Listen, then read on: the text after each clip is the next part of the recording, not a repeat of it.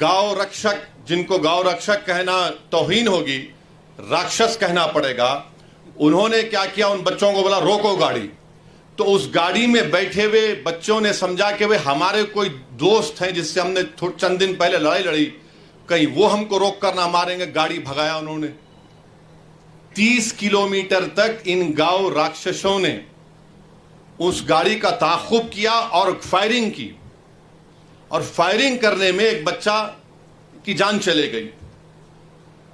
और वो बच्चे की जब जान चली गई तो पुलिस उसके घर को आकर, हरियाणा की पुलिस कहती है कि देखो ये जो लोग मारे ना, ये गांव रक्षक हैं, अच्छे लोग हैं, इनसे गलती हो गई। मैं उम्मीद करता हूं कि इंशाअल्लाह ताला जिन पुलिस वालों ने कहा कि उनकी औलाद भी ऐसी मरे, और कोई आकर उनसे कहे कि मारने वाला बहुत अच्छा था, तुम्हारी औलाद मर गई। अच्छा, फिर मारने के बाद ये जालिम लोग क्या कहते हैं, हमसे बहुत बड़ी गलती हुई कि हमने अपने ब्राह्मण समाज के बच्चे को गोली मार दी। अब आप बताइए, इंसान इंसान होता है, बाद में ब्राह्मण होगा, मुसलमान होगा, नहीं होगा, कुछ भी होगा। ये कहा उन्होंने इंटरव्यू में मीडिया को, हमसे बहुत बड़ी गलती हो गई।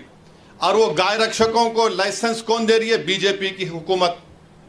फिर अमरोहा में एक स्कूल का वीडियो है, एक 8 साल का बच्चा है, अपनी मां के साथ स्कूल गया, और उसकी मां के साथ जो लोग हैं वीडियो रिकॉर्ड कर रहे हैं। प्रिंसिपल कहता कि तुम्हारे बच्चे को स्कूल से निकाल दिया। अम्मा बोलती क्यों निकाले?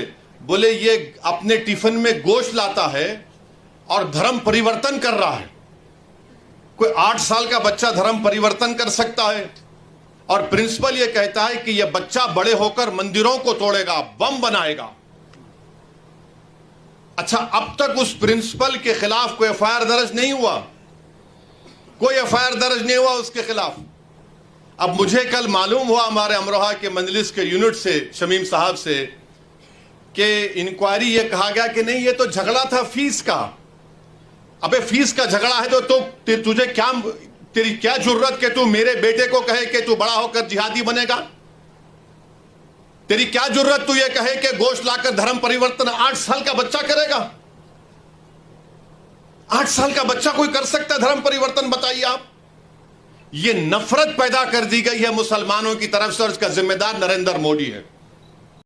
दोस्तों, राहत इंदौरी ने कहा कि लगेगी आंख तो आएंगे घर, कई इज्जत में यहाँ पे सिर्फ हमारा मकान थोड़ी गए।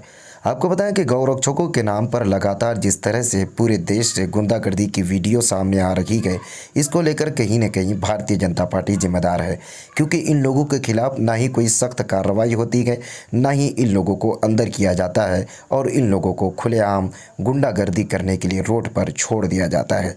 ये लोग अगर देखते हैं गौ रक्षकों के नाम पर अगर मुसलमान किसी को मिल जाता है तो ये गौ रक्षक लोग उनके पीछा करते हैं और उनको पीट पीट कर हत्या कर देते हैं।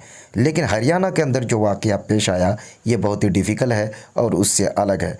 वहाँ पर उन लोगों को ये आशंका था कि ये मुस्लिम है, लेकिन गौ रक्षकों के नाम पर पीछे पीछे उनका पीछा किया, तकरीबन 30 किलोमीटर तक पीछा करके उस पर गोलियां चलाई, और गोलियां जिस वक्त चली तो वहाँ पर गोली जाकर लगी एक ब्राह्मण के बच्चे पर, और वो वहीं पर उनकी मौत हो गई। और उसके बाद जब वीडियो रिलीज़ करके कहते हैं कि हम लोगों को अफसोस है कि हम लोगों के हाथों एक ब्राह्मण का बच्चा मर गया। आपको बताएं कि इंसानियत कहाँ बाकी रही। अगर यहाँ पर मुसलमान होता तो कहीं न कहीं उन लोगों की खुशी मिलती। पिछले दिनों आपने देखा कि नासिर और जिनोद की किस तरह से हत्या की गई और उनकी गाड़ियों को जला दिया गया। गौ रक्षकों के नाम पर लगातार खुलेआम गुंडागर्दी पूरे देश में चल रही है। बाकी AIMIM के राष्ट्रीय अध्यक्ष असदुद्दीन अवैसी का ये कहना है कि इन लोगों को जो बढ़ावा दे रही है वो भारतीय जनता पार्टी दे रही है। आपकी क्या प्रतिक्रिया है? आप कमेंट बॉक्स में जाकर ज़रूर बताइए। वीडियो को शेयर कीजिए, चैनल को सब्सक्राइब